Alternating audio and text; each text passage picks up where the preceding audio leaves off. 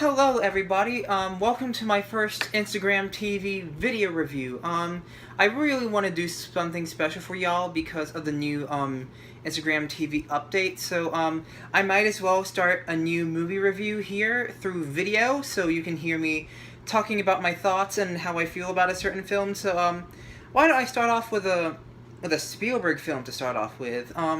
So what do you get when you have the intensity of Jurassic Park, you got the adventures of Indiana Jones, and you got the childhood innocence of E.T., you get Adventures of Tintin. Adventures of Tintin is a 2011 live-action 3D animated film directed by Steven Spielberg, executive producer Peter Jackson, and written by Edgar Wright, and it stars a lot of people. It stars Jamie Bell, Daniel Craig, Simon Pegg, Nick Frost, and so many other roles. Adventures of Tintin is a movie about a boy named Tintin and his dog named Snowy, and it's about their adventure on how they try to find the ship called the Unicorn.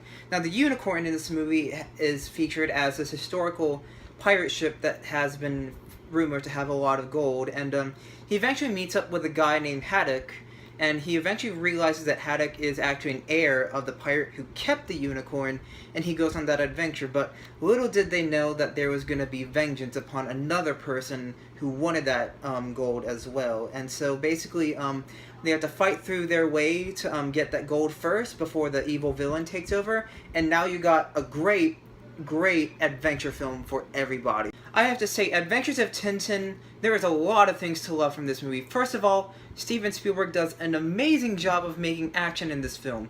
From the beginning to the end, I was completely hooked because the story really picks you up from the exposition all the way to the rising action and to the climax and to the falling action, and it's just a lot of fun. I mean, I was really hooked up with almost everything, you know, really involved with what happened, and I really cared for the characters, and that was an amazing thing for me to experience while watching this movie, especially when I watched it downstairs in my on my Blu-ray in the living room, and having the speakers and having, you know, the sound effects, you know, the gunfire from the pirate ships, and then the ocean sounds. I mean, it was incredible. I have to say, one of my favorite things about this film is having three auteurs having their three styles into this movie, and this is what I really love. You have the fun adventure of Spielberg, kind of like when you see Jurassic Park and Indiana Jones, and then you have the CGI wonders and the cool effects from Peter Jackson thanks to the Lord of the Rings movies and his recent movie of King Kong back in '05.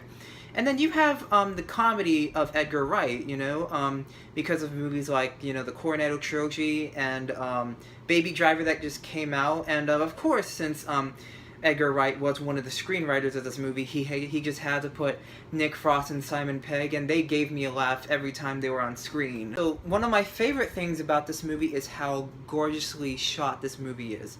This movie is a 3D animated movie with so much effort put into the animation due to how lifelike and motionful they looked, because the animation has so much motion, and I have to say, almost every shot just looks so beautiful. I mean, just the moment that you see it with the imagery just looks fantastic. Whenever you see sand, it feels like sand. Whenever you see water, it feels very wet and very watery, which is what I really liked. And then also, another cool thing is how fast the action is. It kind of reminded me of The Incredibles, except without Brad Bird. And also, this movie's not espionage-like, so it's not like The Incredibles where they're superheroes, but it still has, like, the fun adventure of The Incredibles, which is something that I really liked about this movie with The Adventures of Tintin. The 3D animation can go from one shot from the flashback, which is relating to the pirate ship, and then it can go to the modern day, which is probably like a very 1940s and 50s vintage style environment, and then you can go to the desert, and it really reminded me of Indiana Jones and Casablanca, which is what I loved, because this movie also brought back the classic adventure films that I really grew up loving, with Indiana Jones, The Mummy, Casablanca, and it was just really cool, you know, with the desert. And especially when you see a hero's journey presented on screen, especially through wonderful animation, which makes it even more special. And one of my favorite things that makes this movie special is John Williams. I really loved his music. It reminded me of Catch Me If You Can, especially with the opening sequence or the opening titles of this movie. It had a very whimsical and jazz feel, which is what I really loved from John Williams. He's very known for that, especially when you watch Catch Me If You Can or even Star Wars or E.T. He's very known for making moods of films and having the music, express the moods, and that's what I really loved. He can go from whimsical and then later to adventure, and that's what I really, really loved about John Williams. As for flaws, the movie did have some structural issues with some events happening in the other, you know what I mean, like when one scene could have happened in the first act and it could have happened in the second act, but they're very forgivable. But other than that, Adventures of Tintin is worth your time, and I'm giving this movie a 9 out of 10.